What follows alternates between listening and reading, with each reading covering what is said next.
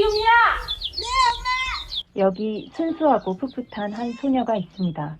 귓구멍에 솜이라도 틀어박았냐? 방 안에 있으면서 목청이 터져나가라고 부르는 소리도 못 들었어. 그래서 내려왔잖아요. 유미는 작은 시골 마을의 세탁소 딸입니다. 심부름 좀 갔다 오느라. 이발소 김씨 아저씨 세탁물이다. 알겠어요. 홀로 세탁소를 운영하는 엄마를 도와 배달을 나가는데 안녕하세요. 어디 가는 길이냐, 유미야? 야, 엄마 심부름 가요. 아유, 우리 유미 착하기도 하지. 아, 엄마 심부름을 다 하고. 알고 보니 마을 모두가 사랑하는 인기 스타였죠. 그런 그녀가 짝사랑하고 있는 한 사람, 교회 성가대를 지휘하는 대학생 명길이었습니다. 명숙인 책을 좋아하는 모양이지? 그 뜨거운 바람먼 기사라다를 볼 수도 있고. 그게 아니라요. 선생님 보고 싶어서 자꾸 오는 거래요. 마을 여학생들에게 인기가 많아 급해진 마음에 주변을 서성입니다. 무슨 책을 찾고 있어요, 아가씨? 저 책을 사러 왔는데요. 아, 그야 물론 책을 사러 왔겠지. 무슨 책? 어쩔 줄 모르는 유미. 잊어버렸어요. 잊어버렸으란 책은 아직 안 나와 있는데. 저 톨스토이가 지은 제아벌이요. 죄아벌? 톨스토이가 쓴 죄아벌? 죄아벌이라는 책은 도스토옙스키가 지은 책인데 그만에 톨스토이가 다시 쓰셨나? 유미? 자신의 이름을 부르는 명길의 목소리에 심쿵하게 됩니다. 성당에서 몇 번 본 적이 있어. 난 관심 있는 사람의 이름은 외워두는 편이거든. 포장을 해드릴까요? 그냥 주세요. 떨리는 마음으로 계산을 하려는데 그 값이 얼만데요? 700원입니다. 저 돈이 모자라는데요. 책값은 깎아주는 법이 없는데. 그럼 나중에 돈을 가지고 와서 책을 사갈게요. 이쁘게 생긴 아가씨가 사람을 놀리시나? 미안합니다. 책값이 그렇게 비싼 줄 몰랐어요. 나중에 책을 사갈게요. 명길의 장난에 울음이 터져버리고 모자라는 돈은 나중에 성당으로 가져오면 돼. 그렇게 급하게 자리를 떠납니다. 안녕히 계세요. 자기가 한 행동을 후회하는 명길. 그리고 바닥에 떨어진 편지를 보고 유미의 마음을 알게 됩니다.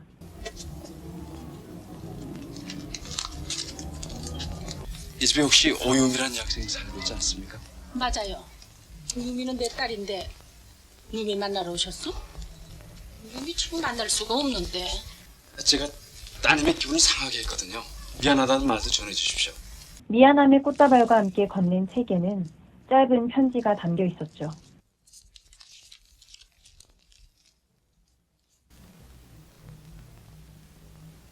행복 회로를 돌리고 있는 유미. 밤이 되고 약속 장소에 도착한 명길. 유미, 거기 왜 그러고 서 있어? 숨바꼭질하는 것처럼.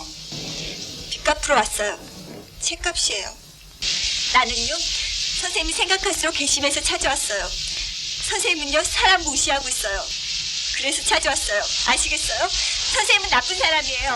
너무 잘난 체하지 마세요. 너무 사람을 깔보지 마세요. 가겠어요. 명길은 가려는 유미를 붙잡고 뜻밖의 소식을 전합니다. 오늘 영장이 나왔어. 만나자마자 이별하게 된 두 사람. 앞으로 3년 동안 유미를 만나지 못할 거야. 이게 뭐야? 정자? 글쎄, 이름을 바꾸셨나? 사실은요, 손님 옷을 훔쳐 입고 나왔어요. 몸은 멀리 떨어지지만 마음만큼은 가까워지고 나 말이야, 유미를 동생으로만 생각했었어. 오늘 보니까 유미는 왜 다 숙녀야. 그렇게 두 사람의 사랑이 시작됩니다. 1년 뒤 여고를 졸업하고 입시에 실패한 유미는 명길을 만나기 위해서 훈련소에 찾아갑니다.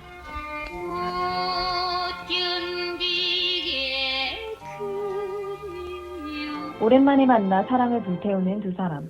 그런데 갑자기 잠깐 나갔다 올게. 바람 좀 쐬고 오겠어. 잠깐 바람을 쐬고 오겠다는 명길은 오질 않았고 유미는 선술집에서 홀로 술을 마시는 명길을 찾았죠. 웬일이야? 여기까지 어떻게 찾아왔어? 그런 법이 어딨어요. 금방 돌아온다고 했잖아요. 무언가 사연이 있어 보이는 명기. 나 유미한테 고백할 게 있어. 이 겨울이 지나고 봄이 오면 난 월남으로 떠날 거야. 군대 통보보다 더 가혹한 소식을 전달합니다. 제가 드리는 선물이에요. 지난 석 달 동안 술을 놓은 거예요. 유미는 명길에게 영원한 사랑을 기약하며 직접 만든 손수건을 전해줍니다. 그리고 뜨거운 밤을 보내고 명길은 월남으로 떠나죠. 상승을 자랑하고 있는 청룡용사들은 이른바 적의 3차 공세를 미연에 저지분 중 며칠 뒤 유미는 그날 생긴 명길의 아이를 낳게 됩니다. 그런데 희망의 소식이 아닌 불길한 소식이 들려옵니다.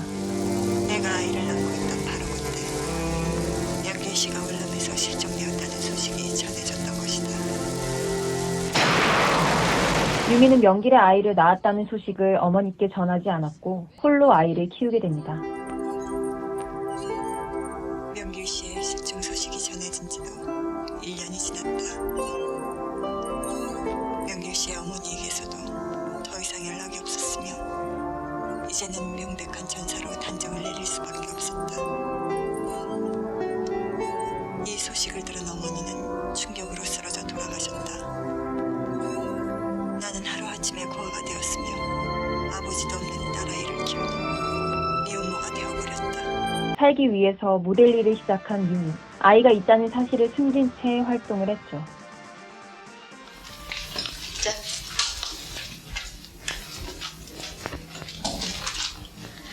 어디서든 돈을 받으면은 세어보아야 한다. 부끄러운 일이 아니야. 태어나서 처음으로 제 힘으로 벌은 돈이에요. 동료들이 떠나고 그래. 수고 많았다. 다가오는 디자이너. 유미야, 눈 한번 감아볼래? 왜요, 선생님? 내가 마술을 보여줄 테니까. 그리고 유미에게 목걸이를 선물합니다. 자, 서서히 눈을 뜨고 거울을 한번 보렴.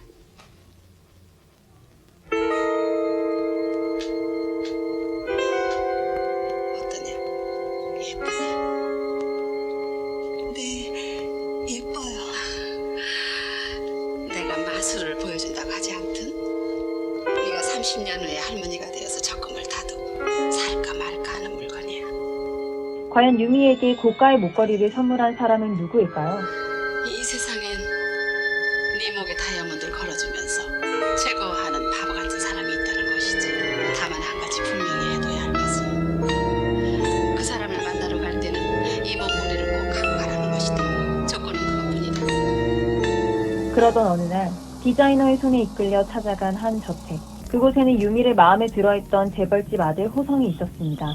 이곳엔 모두 10마리의 잉어가 살고 있답니다. 갑자기 유미에게 각자 다 이름을 가지고 있죠. 잉어에 대해 알려주는데 난 또 한 마리의 잉어를 이곳에 풀어넣으려 합니다. 이름은 오유미라 지을 겁니다. 왜 제 이름을 붙이시나요? 그건 유미 씨를 사랑하고 있기 때문이죠. 가겠어요. 재벌의 검은 유혹을 뿌리치고 실력으로 무대 메인을 차지하는 유미. 그리고 그녀 앞에 한 남성이 나타납니다. 며칠 전 유미 씨 얼굴을 잡지에서 봤었어. 참 오래간만에 보는 좋은 얼굴이었어. 역시 내 눈은 틀림없어. 영규는 영화계의 영감이라 불리며 최고의 캐스팅 디렉터였죠. 역시 영감의 눈은 정확해. 영균의 도움으로 유미는 영화 주연으로 발탁됩니다. 그리고 첫 주연을 맡은 영화는 매진 행렬을 이어가고 특급 신인 배우가 된 그녀는 유명한 배우들과 나란히 서게 됩니다. 자, 오이미야, 인사드리시죠. 안녕하세요. 다음 작품에는 신 선생님께서 같이 공연해 주시죠. 좋지만 러브 씨는 곤란한데 날 같은 나이인데. 시간이 흐르고 너야 유미, 일이 생겼어. 그렇게 승승장구만 할 것 같은 유미 앞에 태클을 거는 기자가 나타납니다. 오유미 씨에겐 숨겨놓은 어린애가 하나 있다고 하던데. 어린애요? 딸이에요, 아들이에요? 아들 아니면 딸이겠지. 그건 오유미 씨가 더 잘 알고 계실 텐데 내가 알고 있는 바에 의하면은 딸이라고 하던데 나이는 6살. 나이까지 알고 있다면 이름도 알고 계시겠죠? 이름은 서영이. 표정을 숨기지 못하는 유미.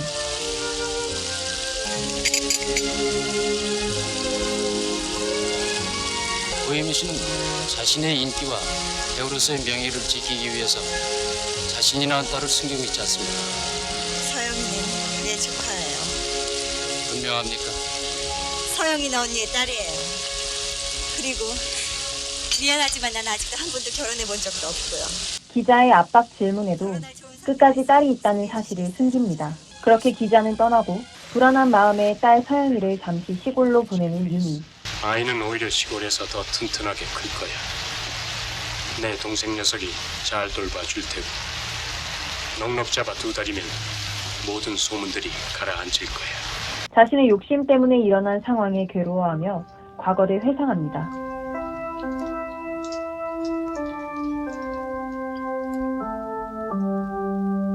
그리고 딸 서영에게 진실을 구합니다. 서영아, 난 이모가 아니라 내 엄마란다. 너희 아빠는 23살에 전쟁터에 나가서 죽어버렸단다. 난 20살에 널 낳았고 날 한번 엄마라고 불러다.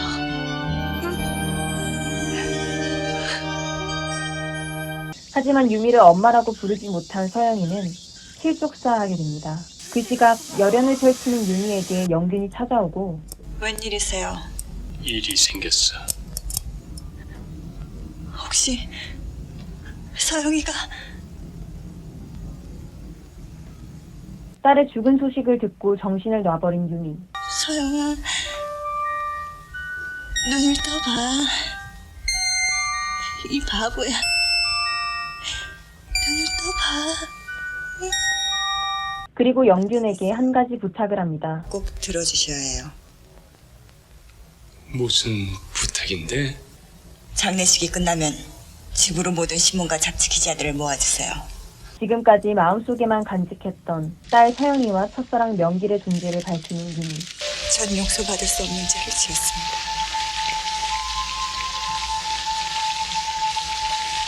난 이 세상에 태어나 정 사랑했던 첫 남자에게서 그 아이를 낳았습니다.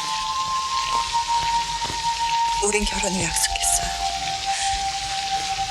딸애가 바로 그 사람의 딸입니다. 내가 젖을 먹을게 내 아이입니다. 그리고 태클을 거는 기자에게 한마디 하는 영균. 내가 한마디 하겠어. 그 애는 죽었습니다. 바로 닷새 전에 죽었습니다. 이제 겨우 6살 난 아이였어. 분명히 밝혀두는 것은 이 이야기가 여러분의 동정심을 구하기 위해서가 아니라는 것이. 모두의 예상과 달리 유미의 인생과 닮은 영화 첫사랑은 흥행에 성공합니다. 저 많은 사람들이 유미를 용서해줬어. 저 사람들은 영화를 보기 위해 온 것이 아니라 유미를 용서해주러 온 거야. 며칠 뒤 유미에게 배달되는 의문의 꽃바구니. 과거의 명길이 준 장미꽃이 생각나 추억이 깃든 동네를 찾아갑니다. 그리고 그곳에서 순수했던 과거를 회상합니다. 어느덧 첫사랑 명길과 사랑이 시작됐던 교회 앞까지 오게 되고 익숙한 노랫소리에 교회 안으로 들어갑니다. 송금을 연주하던 사람은 실종됐던 첫사랑 명길이었고 두 사람은 운명적으로 재회합니다. 몇 년 뒤 그 뒤로 유미는 영화의 길을 떠났다. 내가 지금까지 보아왔던 가장 사랑스러웠던 배우 오유미는 미련 없이 배우의 길을 버리고 떠났다. 도시의 삶을 버리고 시골의 삶을 선택한 유미.